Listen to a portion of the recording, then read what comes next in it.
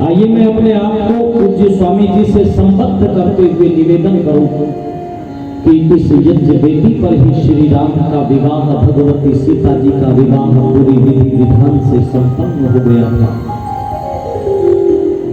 मां सुनैना ने बहुत अच्छे अच्छे उपदेश देकर के अपनी लाडली बिटिया को विदा किया था। पिता विदेहराज जनक ने अपनी पगड़ी दिखा करके ये कहा था, सिया बेटी दो कुलों की लाज होती है, तो मेरी बहुत सुयोग्य बेटी है, तेरे जैसी बेटी को प्राप्त करके हर पिता का मस्तक स्वाभिमान से ऊंचा हो जाता है बेटी। और अब तो पिता के कुल को छोड़ करके जा रही है, तो तेरी जिम्मेदारी बढ़ गई है।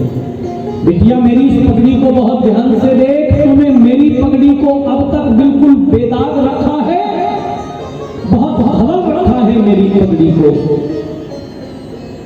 लेकिन बेटी आज से तेरे ऊपर दो पगड़ियों की जिम्मेदारी आ गई है। जो तेरे धर्म के पिता हैं महाराज दशरथ, उनकी पगड़ी को कभी कोई दाग लगने ना पावे, क्योंकि यदि उनकी पगड़ी को कोई दाग लगा तो बेटी तेरे पिता की पगड़ी को दाग लगाना नहीं पड़ेगा, वो स्वतः दागिल हो जाएगी। बारात विदा होकर के और अयोध्या की तरफ चल पड़ी है। कई लोगों के मन में एक बात जरूर चलती होगी कि आचार्य जी परशुराम जी कहाँ गए थे, है ना? परशुराम जी, वाल्मीकि रामायण के अनुसार परशुराम जी जब बारात लौट करके रास्ते से जा रही थी, तो वहां पर वो लौटती हुई बारात को उन्होंने रोक लिया है और श्री राम से ये कहा है, राम मैंने सुना है कि तुमने शिव के धनुष को तोड़ दिया है, लेकिन मुझे अपने शौर्य का परिचय देकर के आगे जाना होगा। कंधे पर जमदग्नि धनुष है, ये जमदग्नि धनुष के ऊपर प्रत्यंचा चढ़ाकर संधान करके मुझे बताना होगा। राजा दशरथ ने यद्यपि अनुनय विनय की, हे ब्राह्मण देवता आपका क्रोध तो समाप्त हो चुका है, आपका जो प्रतिशोध था वो आप ले चुके हैं, अब हमें वापस जाने दीजिएगा। पर राजा दशरथ की अवहेलना उन्होंने की और श्री राम को कहा, राम मुझे अपने शौर्य का परिचय देना होगा।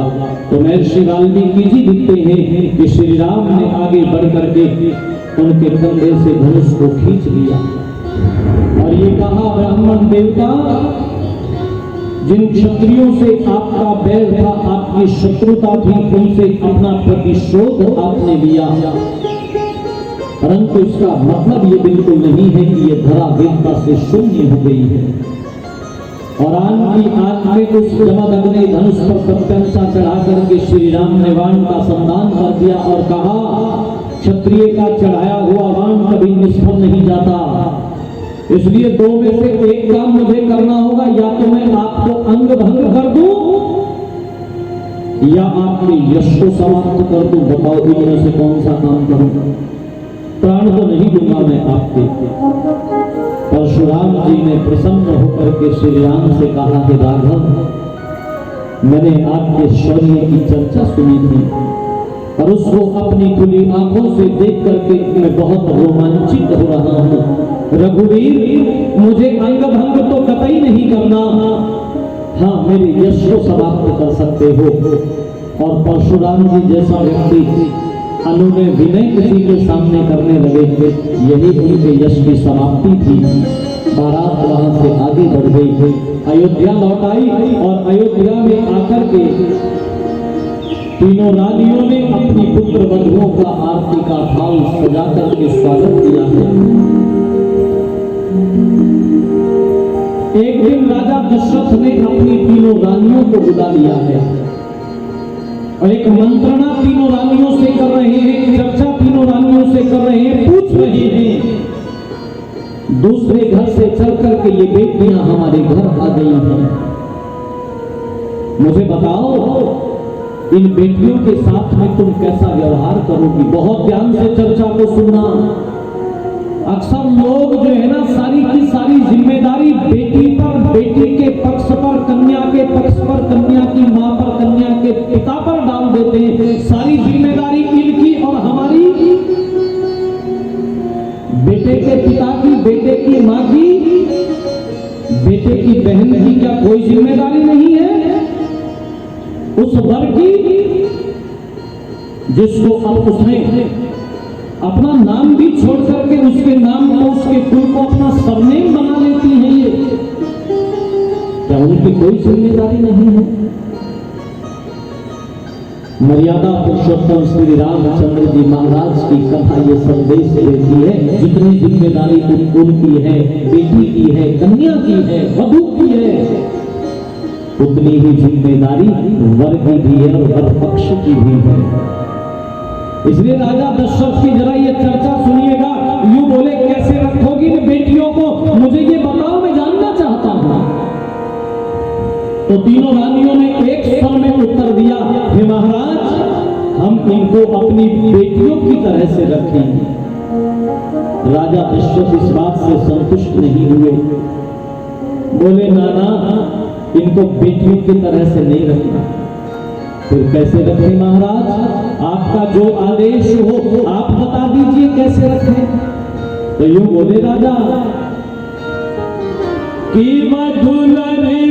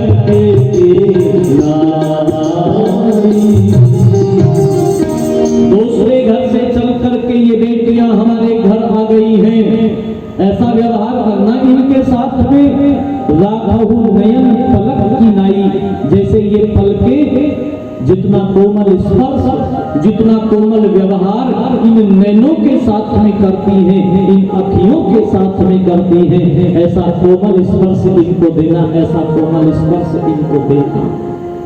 ओहो, तीनों रानियों ने बहुत प्रसन्न होकर के महाराज दशरथ की इस आज्ञा को सिरोधार्य किया। हे राजन, हम बिल्कुल ऐसा ही करेंगे, हम बिल्कुल ऐसा ही करेंगे। और बोलो, जहां पर ऐसा व्यवहार होता हो, क्योंकि वहां पर स्वर्ग होगा कि नहीं होगा? कहीं आकाश में नहीं है स्वर्गों की कोई दुनिया, आकाश में नहीं है स्वर्गों की कोई दुनिया। बेकार के धर्म में भटकी हुई है दुनिया, वो घर है स्वर्ग जहां पर होती है मधुर वाणी, जहां पर मीठी वाणी का प्रयोग किया जाता है, वही घर स्वर्ग है। जहां पर अतिथियों का आतिथ्य किया जाता है, सत्कार किया जाता है, वही घर स्वर्ग है। राजा दशरथ के घर में तो आंगन में तो अतिथि आते हैं, विद्वान आते हैं, साधु संत महात्मा आते हैं और वो सत्कृत होते हैं, उपदेश होते हैं वहां पर। गुरुजन उपदेश सुनावे, सब मिलकर हवन रचावे, सब मिलकर हवन रचावे, गुरुजन उपदेश सुनावे, और सब मिलकर हवन रचावे, गुरुजन उपदेश सुनावे। वेद मंत्रों से, वेद मंत्रों से, वेद मंत्रों से भवन गुंजाए, राम जब से सिया लाए, अयोध्या में आनंद छाए, राम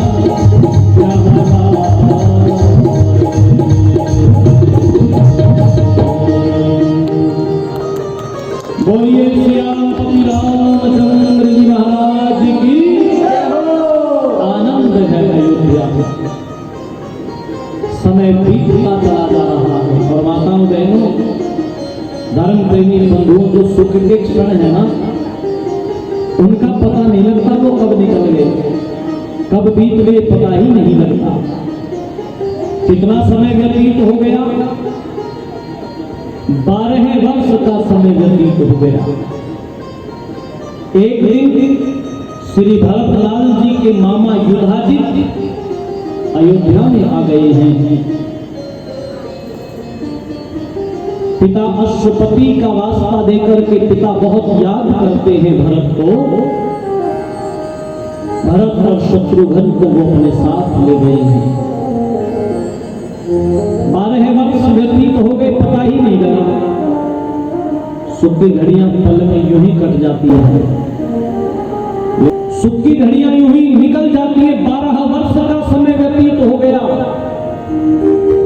श्री भरतलाल जी और शत्रुघ्न मामा युधाजित के साथ चले गए। राजा दशरथ अपनी राज्य सभा को, अपने राज्य को उसी प्रसन्नता से, उसी कर्तव्य निष्ठा से चला रहे हैं। लेकिन एक दिन एक समय सब सहित समाजा राजसभा रघुराज विराजा। राजसभा में बैठे हुए हैं। कुछ देर के लिए राजा उठकर के अपने महल में, अपने कक्ष में आए और दर्पण के सामने खड़े होकर के अपने मुकुट को ठीक करने लगे। राव सुभाव मकर कर लीना,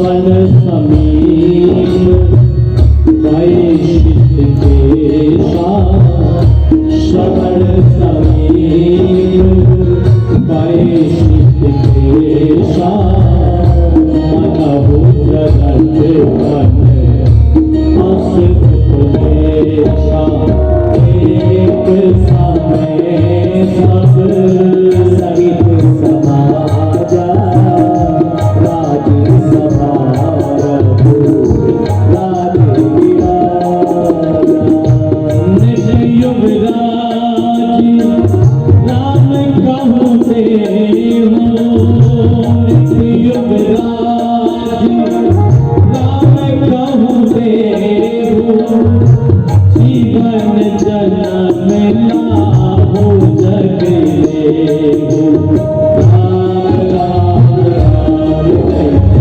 राम राम राम, ओम राम राम राम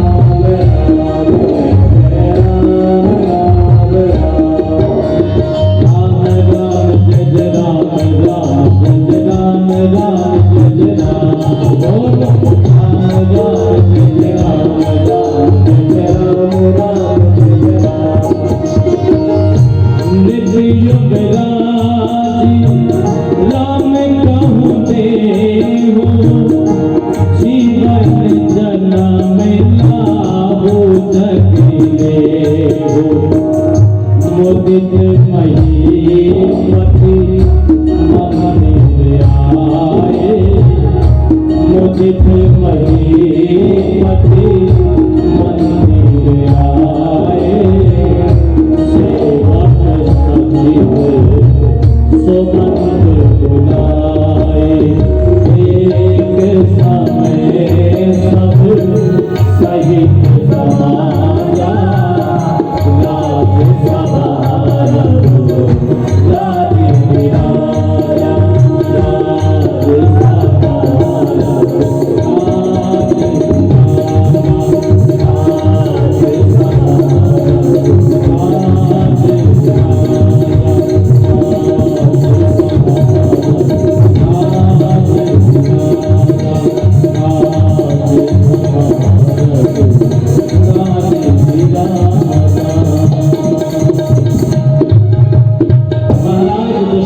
अपनी राजसभा में बैठे हुए थे। उठकर के अपने महल में आए। राजा ने अपने शरीर को दर्पण के सामने खड़े होकर के देखा, वस्त्रों को ठीक किया। मुकुट को जब ठीक करने लगे हैं राजा, तो श्रवण समीप भय शीत के साथ कान के पास में कुछ बाल सफेद दिखाई दिए राजा, कुछ बाल, सारे बाल नहीं।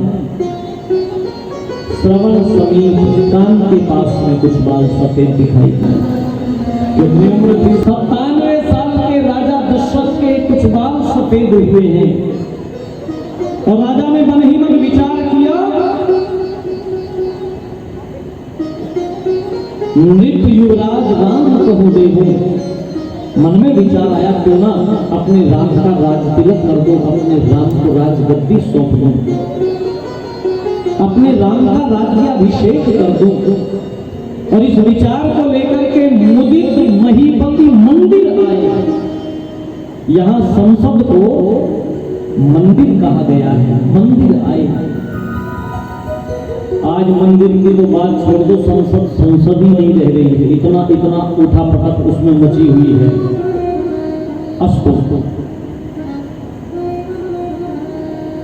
संसद में आए हैं और सेवक सचिव सुमंत बुलाया, सुमंत को बुलाया है। गुरुवर वशिष्ठ बैठे हुए हैं और एक प्रस्ताव रखा कि मेरे मन में एक विचार आता है, क्यों ना मैं अपने राम का राज्याभिषेक कर दूं, राम का राज तिलक कर दूं, ये राजगद्दी राम को सौंप दूं, राम को राजा बना दूं।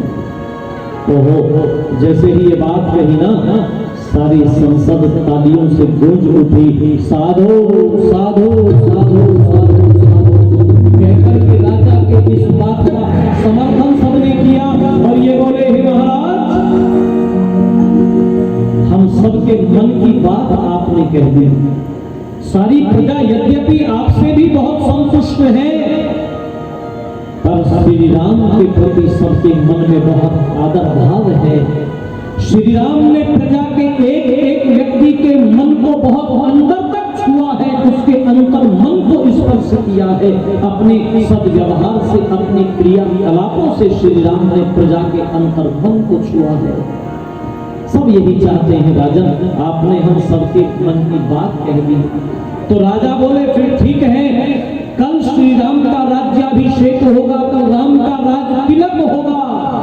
और जब ये घोषणा कर दी कि कल राम का राज तिलक होगा, तो सारे लोग मन महसूस करके रह गए, आए कल पर क्यों टाल दी बात, आज ही क्यों नहीं कर दिया। और देखो ये जो कल है ना, ये कभी आती नहीं है, ये कभी नहीं आई कल। इसलिए कहते थे ना कि काल करे सो आज कर, आज करे सो अब। और पल में परले होएगी दोहरी करेगा कब। आर्य समाज के लोग जब पहले पुराने लोग प्रभात फेरियां निकाला करते थे, सुबह सुबह प्रभात फेरी निकला करती थी, गलियों से गुजरा करते थे आर्य समाज के लोग, तो वो गाया करते थे, वो कहा करते थे, बड़ा पुराना गीत है, बड़ी पुरानी पंक्तियां हैं। जो कल करना सो आज कर ले, जो कल करना सो आज कर ले, जो आज करना सो अब कर ले, जो आज करना सो अब कर ले, जो कल करना सो आज कर ले, जो आज करना वो अब कर ले। जब चिड़िया में चुपी दुनिया, जब चिड़िया में चुपी दुनिया, फिर पछताए क्या हो उठ जाके मुसाफिर मोर भरी, अब है जो सोवत है, वो ताकत है सो सावत है, जो सोवत है सो सोवत है, उठ जाके मुसाफिर मोर भरी। दुख नींद से अखियां खोल जरा, दुख नींद से अखियां खोल जरा, और अपने प्रभु से ध्यान लगा, और अपने प्रभु से ध्यान लगा। यह प्रीत करने की रीत नहीं, यह प्रीत करने की रीत नहीं, प्रभु जागत है तू सोवत है, उठ जागत और भरी, अब है जो सोवत है, उठ जाके मुसाफिर मोर भरी। नादान भुगत अपनी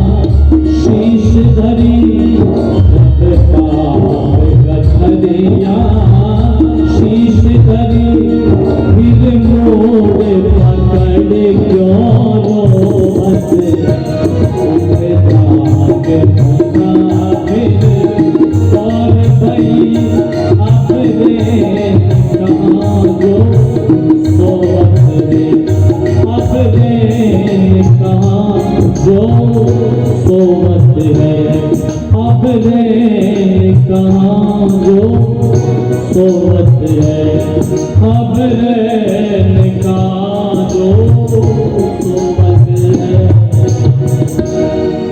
कहते थे पुराने लोग, जो कल करना सो आज कर ले, जो आज करना सो अब कर ले। जब चिड़ियों ने चुग फेंक लिया फिर पछताई क्या, उम्र है। लेकिन आज की युवा पीढ़ी ने इसको बदल दिया, बोले हमको तो सोने दो आप, अभी तो बहुत उम्र पड़ी है।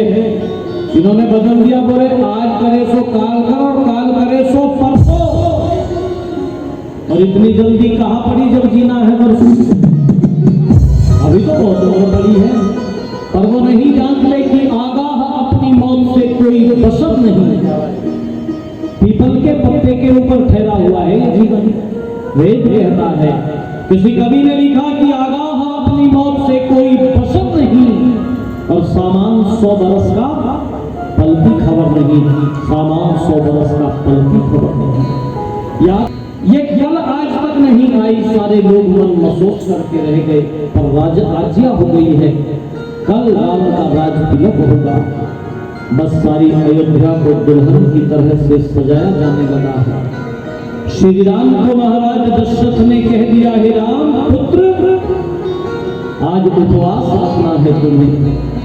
और राजनीति की बहुत सारी बातें श्री राम को बता रहे हैं, ये कहकर के यद्यपि पुत्र तुम बड़े राजनीति विशारद हो,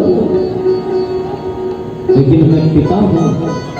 पुत्र, मेरे पास में एक लंबा अनुभव है राजनीति का। उपदेश दे रहे हैं, अपने भक्तियों को हमेशा पसंद रखना, अपने प्रजाजनों को हमेशा अग्रगण्य रखना, अपनी कर्तव्य निष्ठा को हमेशा सिरोधार्य रखना, और किसी भी व्यक्तिगत जीवन से, किसी भी व्यक्तिगत चर्या से राष्ट्र बड़ा होता है, राष्ट्र बड़ा होता है। इसलिए राष्ट्र के ही अधीन रहना, उन व्यवस्थाओं के अधीन रखना। ऋषि दयानंद जी महाराज ने आर्य समाज का जो नियम लिखा ना, यही बातें हैं वो।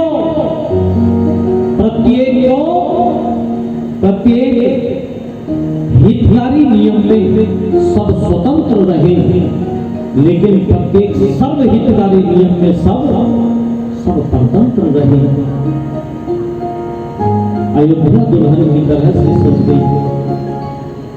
देवी कौशल्या की एक सेविका पहुंची है और जाकर के प्रणाम करती है। राजमाता कौशल्या के श्री चरणों में सेविका का प्रणाम स्वीकार हो। राजमाता कब से बन गई है? तभी से बन गई है जब से महाराज श्री राम के राज तिलक के राज्याभिषेक की घोषणा कर चुके हैं। राम के राज्याभिषेक की घोषणा, हाँ महारानी, हाँ राजमाता, अपने कानों से सुन करके आई हूँ, अपनी आंखों से देख करके आई हूँ। कल प्रातःकाल श्री राम का राज तिलक होगा, कल से अयोध्या के राजा राम बनेंगे, कल से अयोध्या के राजा राम बनेंगे। माता कौशल्या ने एक कीमती हार निकाल करके सेविका के गले में डाल दिया और उस हार को गले में डालकर बड़ी मिठलाती, बड़ी इतराती हुई सी, सबको उस हार को दिखाती हुई सी, है ना। वो एक आदमी ने अंगूठी पहन ली थी सोने की, इसकी अंगूठी किसी ने देखी नहीं, तो कैसे किसी ने कोई चर्चा नहीं की कि अंगूठी बहुत बढ़िया है। बोले शायद लगता है अंगूठी किसी को दिखाई नहीं दी, तो लोगों को व्यवस्था दे रहा है, ऐसे बैठो भाई, यहाँ बैठो, यहाँ उधर आओ, उधर आओ। अक्सर आदमी बताता तो ऐसे है ना, पर चूंकि अंगूठी हाथ में पहनी नहीं जाती तो इस वाले ने पहन रखी तो सबको बता रहा। बोले ऐसे बैठो, ऐसे बैठो। शाम हो गई, शाम तक किसी ने नहीं कहा। शाम को एक आदमी ने कहा ये अंगूठी, अरे बोले अंगूठी के चक्कर में तो मर गया मैं, तो हाथ टूट गया।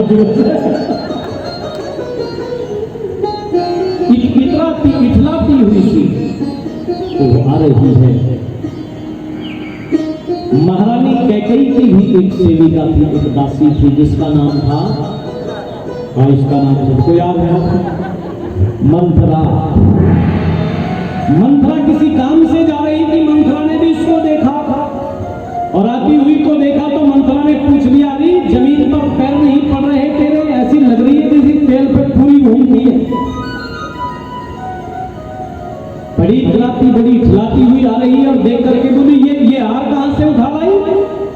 इसे चुरा तो नहीं दिया। उसने कहा नाना, चुराने का क्या मतलब, ये हार तो पुरस्कार ने प्राप्त किया है। मैंने पुरस्कार, तुझे काहे का पुरस्कार मिल गया? राजमाता कौशल्या ने पुरस्कृत किया है। राजमाता कौशल्या, राजमाता कौशल्या कब से हो गई? तभी से हो गई जब से महाराज दशरथ श्री राम के राज्याभिषेक की घोषणा कर चुके हैं। कल प्रातःकाल श्री राम का राज तिलक होगा। ये शुभ समाचार जाकर के मैंने राजमाता कौशल्या को सुनाया था। राजमाता ने मुझे प्रसन्न होकर के ये हार, कीमती हार पुरस्कार में दिया है। कीमती हार पुरस्कार, ओहो, बड़ी ईर्ष्यालु थी मंथरा, जल भर गई। जा तो किसी और काम से रही थी, लाठी हाथ में कुबड़ी सी मंथरा, जा तो किसी और काम से रही थी। उस काम को तो छोड़ दिया, बोले पहले इसके राज तिलक का इलाज करूंगा, और वापस वहीं से लौट गई। महारानी कैकेयी के महल पे पहुंच गई और जाकर के महारानी कैकेयी से बोली, महारानी यही महल में ही रहती हो, कुछ बाहर की भी खोज खबर रखती हो कि नहीं? कैकेयी महारानी ने कहा, मंथरा ज्यादा तो मुझे नहीं पता, पर आज मैं छत पर अभी थोड़ी देर पहले गई थी। महल की छत पर मैंने देखा अयोध्या को दुल्हन की तरह से सजाया जा रहा है। मंथरा, ऐसा लगता है जैसे कोई शुभ घड़ी अयोध्या में आने वाली है। मंथरा बोली, महारानी बड़ी बोली, और शुभ घड़ी नहीं आने वाली, बड़ी अशुभ घड़ी आने वाली है अयोध्या में। अशुभ घड़ी अयोध्या में कौन सी आ सकती है मंथरा? क्या बात? और मंथरा, कोई समाचार तेरे पास में? हाँ बिल्कुल मेरे पास में समाचार है। क्या समाचार है? मंथरा ने बताया, राजा राम के राज्याभिषेक की घोषणा कर चुके हैं। कल प्रातःकाल राम का राज तिलक कर दिया जाएगा। इस अयोध्या का राजा राम को बना दिया जाएगा। ओहो, जब ये कहा ना कि अयोध्या का राजा राम को बना दिया जाएगा, खुशी से उछल खड़ी कैकेयी महारानी मंथरा के कंधों को पकड़ लिया और मंथरा के कंधों को पकड़ करके बड़ी प्रसन्न मुद्रा में ये बोली, मंथरा तू सच्ची कहती है, तू ठीक कहती है, तू सच कह रही है? बात जो सच तेरी करूंगी ना तेरी, दूंगी तुझे उपहार। बात जो सच तेरी करूंगी ना तेरी, दूंगी तुझे उपहार। सब खुशियां में बार दूं, बात जो सच तेरी करूंगी ना तेरी, दूंगी तुझे उपहार। सब खुशियां में बार दूं, बात जो सच तेरी करूंगी ना तेरी, दूंगी तुझे उपहार।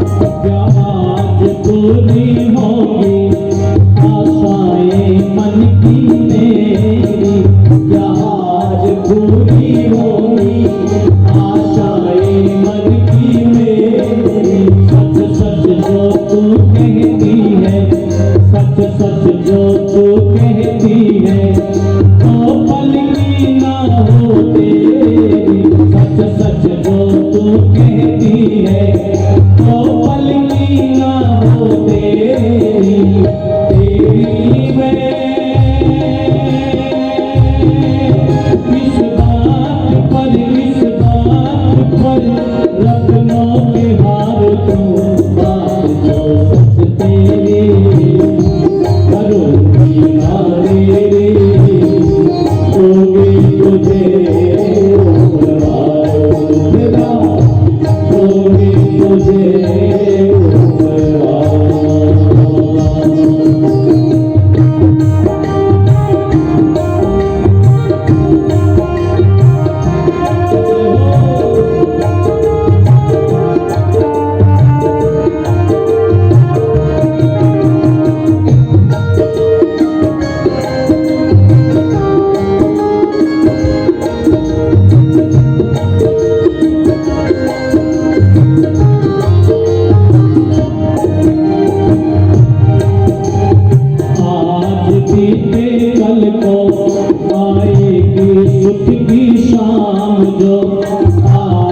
भी पे कल को आएगी सुख की शाम जो मोह मांगा दूंगी दासी, मोह मांगा दूंगी दासी, चाहेगी तू की नाम जो मोह मांगा दूंगी दासी, चाहेगी तू की नाम जो राम जो राजा बने धन अपार को आप जो सच तेरे करो मीना तेरे कोई तुझे उपहार मंगला, कोई तुझे उपहार।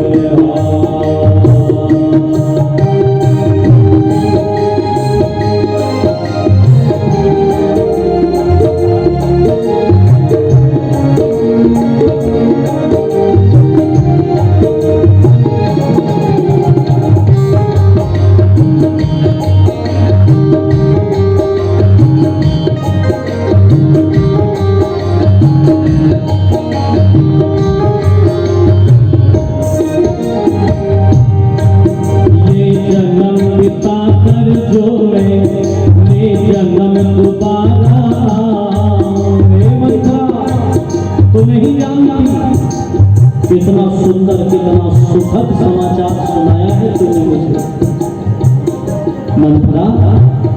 तू नहीं जानती कि ये कैकेयी उस ईश्वर से, उस जगदाधार, उस सर्वांतर्यामी अजर अमर अभय नित्य पवित्र सृष्टि करता प्रभु से क्या प्रार्थना करती है, क्या प्रार्थना करती है। ये जन्म बिता कर जो मैं ले जन्म दोबारा, ये जन्म बिता कर जो मैं ये जन्म दोबारा, सीता से मिले पतो, सीता से मिले पतो, और खुद राम सा जाऊं, सीता से मिले पतो, और खुद राम सा जाऊं,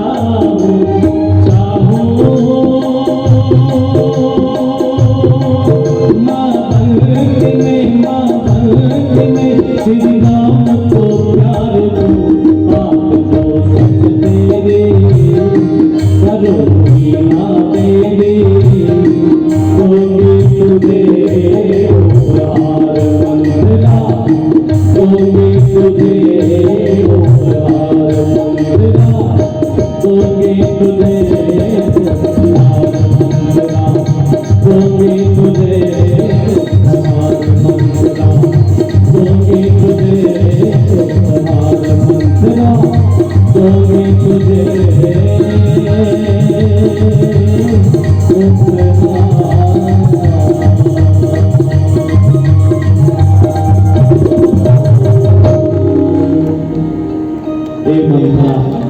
अगर तू सच्ची कहती है ना तो राम राजा बनेंगे, सोने और चांदी से लाभ दूंगी तुझे, जो पुरस्कार मांगेगी, जो इनाम मांगेगी, वो मुंह मांगा इनाम दूंगी मैं।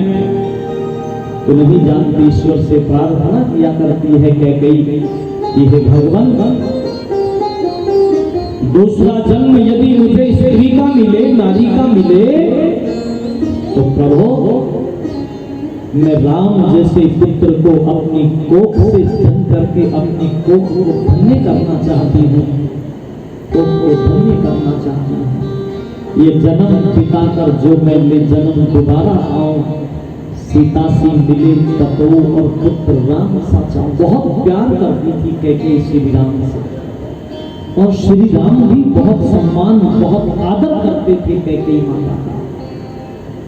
स्थितियां विपरीत भी आई, पर कभी श्री राम के मुंह से मां कैकेयी के लिए कोई कठोर शब्द नहीं निकला। मेरी माताओं, मेरी बहनों, धर्म देवी बहनों, बहुत प्यार करती थी, इसलिए बोली राम राजा बनेंगे। इससे बढ़कर के खुशी की बात और क्या हो सकती है। कैकेयी बोली महारानी बहुत भोली हो, सबको अपने जैसा समझती हो। ए महारानी, इस भोलेपन से बाहर निकल, राम अभी तक तुम्हारा सम्मान करते हैं, जब तक वो राजा नहीं बन जाते। दुनिया में अपना मतलब बावला है, सुर नर मुनि सबकी यही रीति, स्वार्थ है कर ही सब प्रीति। अपना मतलब बावला है दुनिया में। जिस दिन मतलब निकल गया ना, उस दिन स्थितियां अलग तरह की होंगी। वो पंक्तियां सुनी होगी ना, अपने मतलब निकल गया है तो पहचानते नहीं, और यूं जा रहे हैं जैसे हमें जानते नहीं। अपना मतलब बावला है महारानी दुनिया में। ये जब बोलना शुरू किया ना मंत्रा ने, महारानी कैकेयी ने रोक दिया और फटकार करके रोका, मंत्रा एक शब्द भी आगे नहीं बोलना, यही रुक जा, जो मन में आ रहा है सो बोले चली जा रही है। एक शब्द भी अगर बोला ना मंत्रा तो याद रख, तेरी जीभ खिंचवा करके कटवा दूंगी और तेरे शरीर से खाल उधड़वा करके इसमें घुस भरवा दूंगी। मेरे राम के खिलाफ एक भी शब्द नहीं सुनना चाहती, जो मन में आ रहा है बोले चली जा रही है। मंत्रा डर गई, घबरा गई और घबरा करके चुप हो गई। पर चुप होने से पहले एक वाक्य बोल करके चुप हुई, लो जी भलाई का तो जमाना ही नहीं रहा।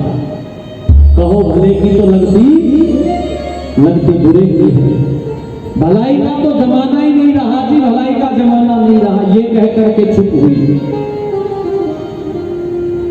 चुप हो गई। कौन रिप हो हमें का हानि, राजा को ही बन जाए, अपने को क्या लेना देना। हम तो आज भी दासी हैं और कल भी दासी हैं। चुप हो गए। ये जो मंत्रा है ना, ये मंत्रा ऐसा नहीं है कि रामायण में ही थी, वही उसी समय थी ये मंत्रा। ये मंत्रा आज भी हो सकती है। कौन है मंत्रा? माताओं बहनों धर्म प्रेमी बंधुओं, कुसंग का नाम है मंत्रा। परिवारों में विवाद की स्थिति पैदा करने का नाम है मंत्रा। टूटन पैदा करने का नाम है मंत्रा। ये आज भी हो सकती है हमारे परिवारों में, आज भी हो सकती है। कि सत्संग व्यक्ति के जीवन में क्या परिवर्तन नहीं कर सकता, सब कुछ कर सकता है, परंतु यह बात भी उतनी ही सिद्ध है कि कुसंग किम न करो कि पुरुषान, कुसंग भी क्या नहीं कर सकता। लोहे की कुसंगति से आग पर मार पड़े, खट्टे की कुसंगति से दूध फट जाता है, बांस की कुसंगति से जल जाए लाखों वृक्ष, कीस की कुसंगति से धूप हट जाता है। सत्य है ये बात, कोई माने चाहे या ना माने, क्रूर की कुसंगति से शूर घट जाता है। और निर्धन कवि देखा है विचार कर बार बार, अरे निर्धन कवि देखा है विचार कर बार बार, नीच की कुसंगति से मान घट जाता है, नीच की कुसंगति से मान घट जाता है जी, नीच की कुसंगति से मान घट जाता है।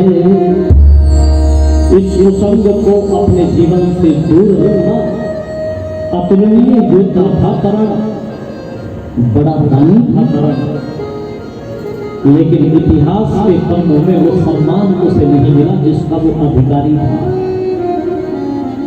अवकाश नहीं है विस्तार में जाने का। जिस समय पर वध कर दिया ना अर्जुन ने कर्ण का, श्री कृष्ण उस समय प्रशंसा करते हुए कहते हैं,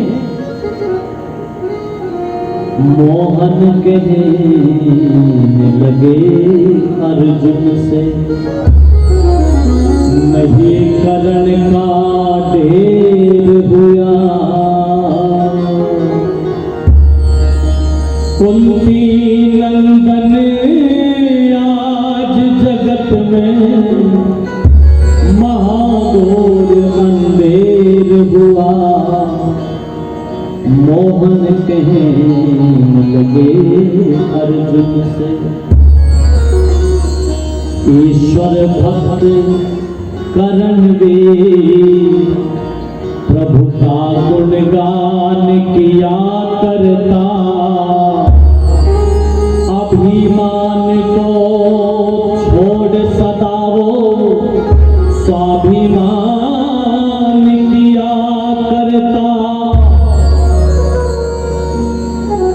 घर आए विद्वानों का वो आदर मान किया करता। सूर्य उदय होने से पहले सोना दान किया करता। पहले दान दिया करता था, पीछे कहीं सवेर हुआ, मोहन कहने लगे अर्जुन से।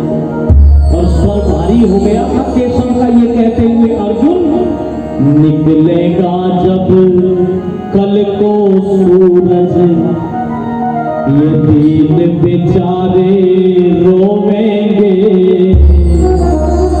कहाँ गया वो तान करनिया, इधर उधर में तो होवेंगे। कुछ तो भूखे पेट मरेंगे, कुछ जिंदगानी खोवेंगे। कहर टूट जाएगा अर्जुन, भूखे पेट जब सोवेंगे। आज कर्ण को मार के अर्जुन, आज कर्ण को मार के अर्जुन, तू कुछ भी नहीं दिलेर हुआ, मोहन कहने लगे अर्जुन से। अतुलनीय योद्धा था और बड़ा दानी था कर्ण, लेकिन एक कुसंग था उसके जीवन में, और वो कुसंग किसका था बोलो? वो दुर्योधन का कुसंग था।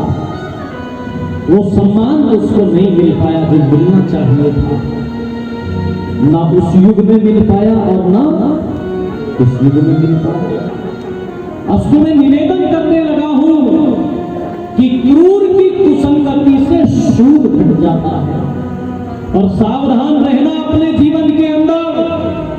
निर्धन कभी देखा है विचार और बार बार निजी कुसंगति से मान घट जाता है, निजी कुसंगति से मान घट जाता है। बस एक कुसंग में आ गई, महारानी कहते हैं मंथरा से पूछ बैठी, मंथरा ये बता तेरे मन में ये बात आई कैसे? तू ऐसा सोच कैसे सकती है राम के विषय में? क्यों आया तेरे मन में ये विचार? अब मंथरा बोल नहीं रही है, चुपचाप बैठी हुई है। इसने कहा घर बसी घर थोड़ी बोल तो सही, बोलती क्यों नहीं है? कुछ पूछ रही हूं तुमसे। 2-3 4 बार पूछने के कहने के बाद मंथरा बोली, महारानी बोलूं कैसे? ए महारानी अब ना बोलूंगी, अब ना बोलूंगी। क्यों? बोले महारानी बोलने से पहले दूसरी जीभ का इंतजाम कर लो। जब तक दूसरी जीभ का इंतजाम नहीं होता, भला बोलने का रिस्क कैसे उठाऊं? बोलती हूं तो आप कहती हो कि तेरी जीभ कटवा दूंगी। ए महारानी पहले दूसरी जीभ का इंतजाम कर दो, तब बोलूं। अरे मंथरा बता, छोड़ तू इन सारी बातों को, बता तेरे मन में ये विचार आया कैसे? तू ऐसा सोच कैसे सकती है? तो मंथरा ने प्रति प्रश्न किया कैकेयी से, महारानी एक बात का उत्तर मुझे दो। हे महारानी इतना बड़ा निर्णय अयोध्या में ले लिया गया, आपसे पूछा तक नहीं गया?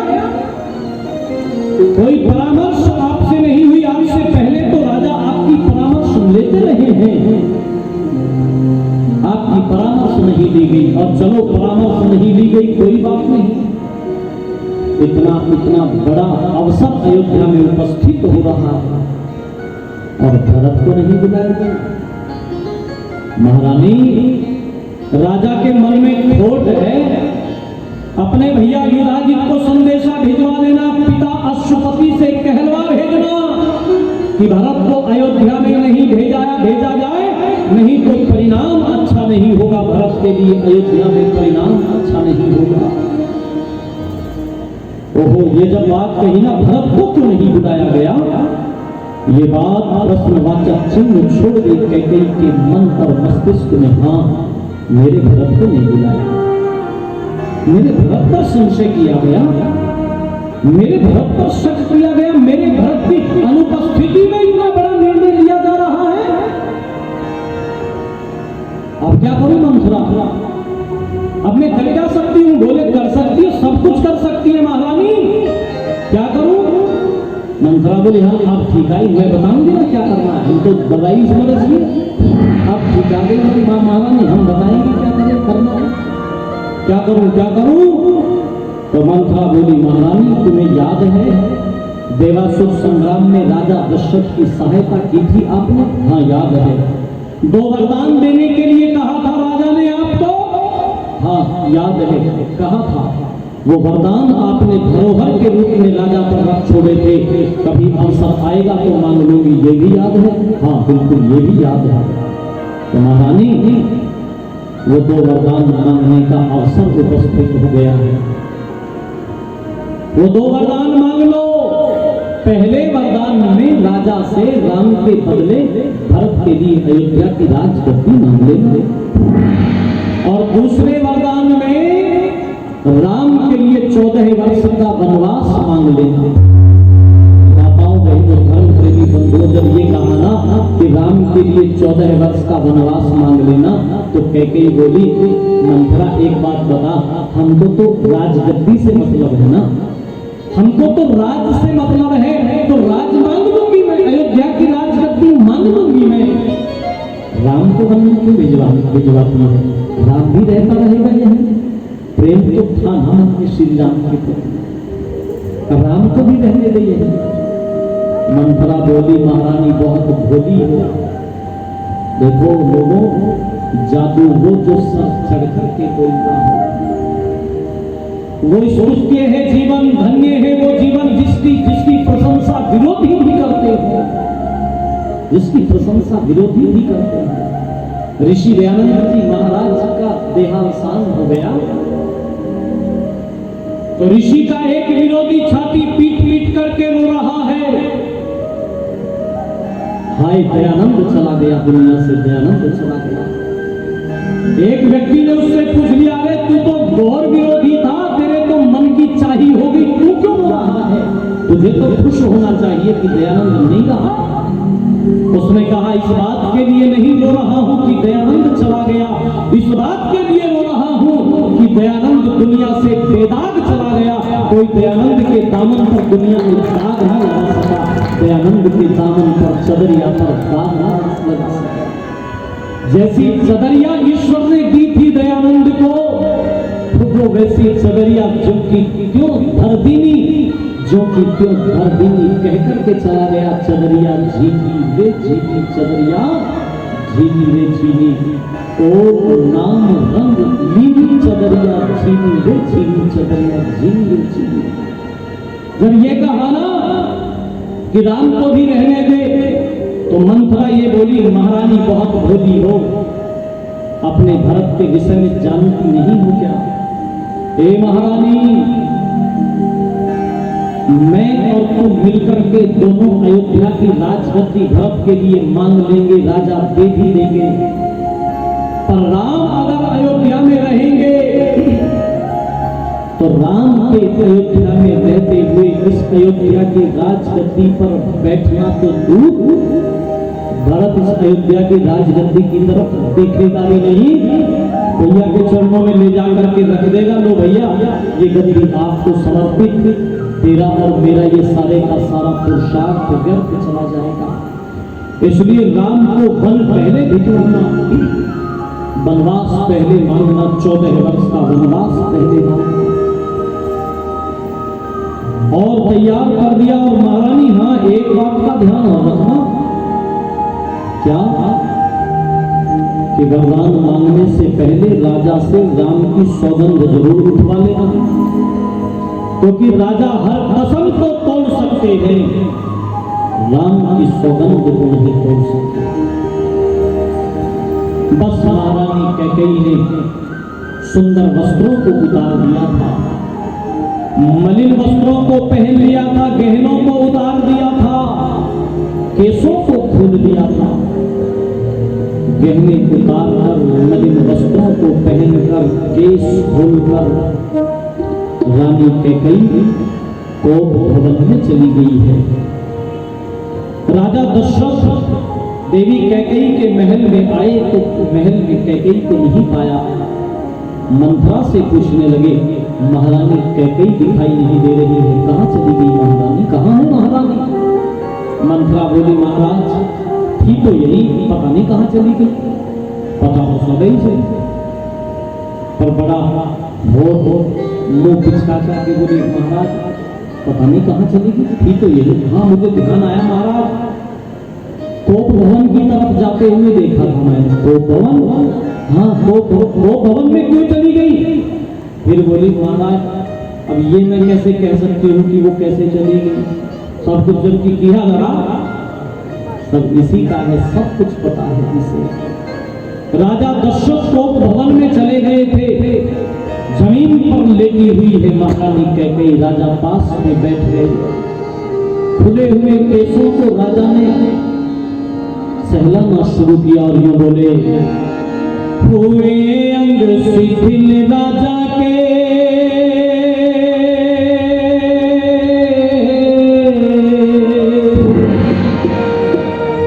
हुए अंग शिथिल राजा के, कैकेयी को निहार कर आई हो कैसे यहाँ गहने उतार कर, आई हो कैसे यहाँ गहने उतार कर। और पूछ रही हैं कि वैद्य को बुलाऊं यदि कोई बीमारी हो, वही इच्छा पूर्ण करूं जो भी तुम्हारी हो।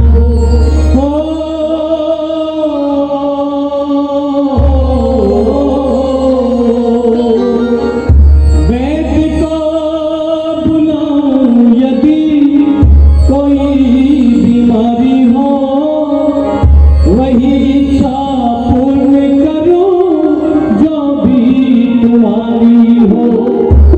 लाचारी है कौन ऐसी, लाचारी है कौन ऐसी, बोल जो पुकार कर आई हो कैसे यहाँ गहने उतार। बताओ तो सही महारानी, कोई बीमारी हो तो वैद्य को बुला दो।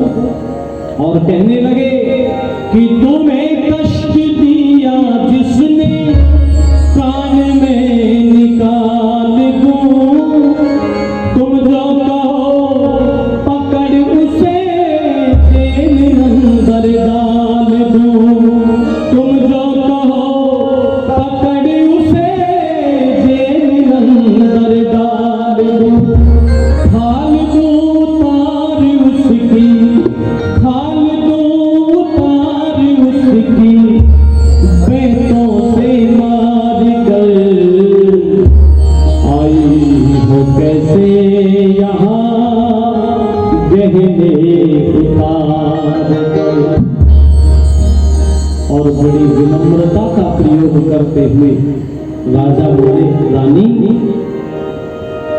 प्रजा चारों पुत्र में भी तेरे अधीन हूँ,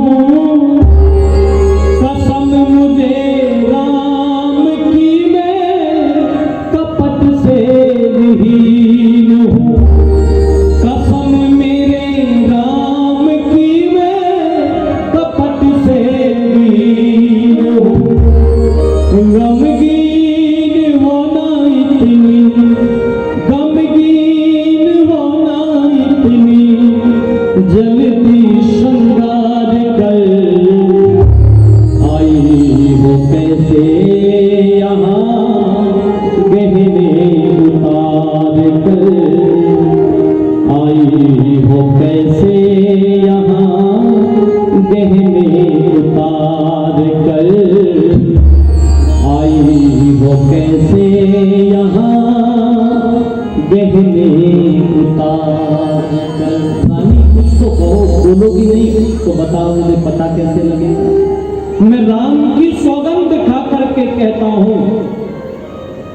जो कहोगी उस काम को अभी किसी वक्त कर दूंगा।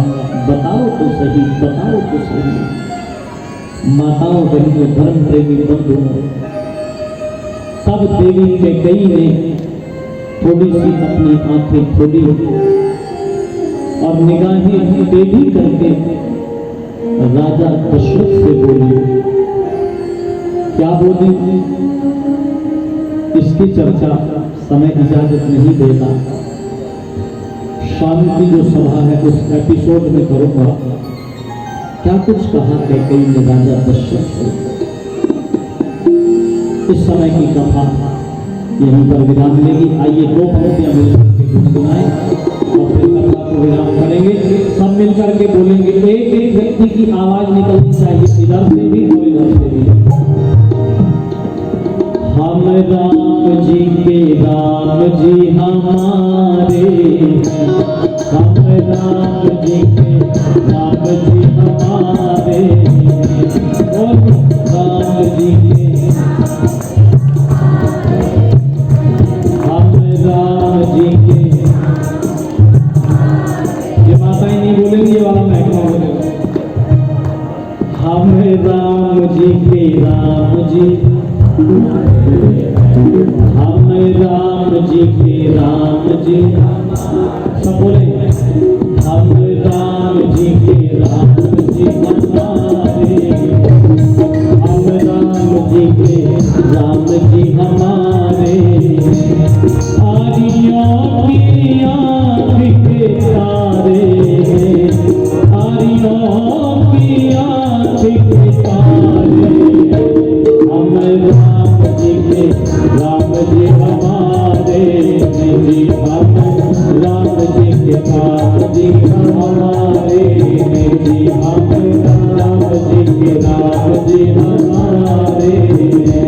हम राम जी के राम जी हमारे, हम राम जी के राम जी हमारे। इन्हीं शब्दों के साथ वाणी को विराम, विधि मोक्ष।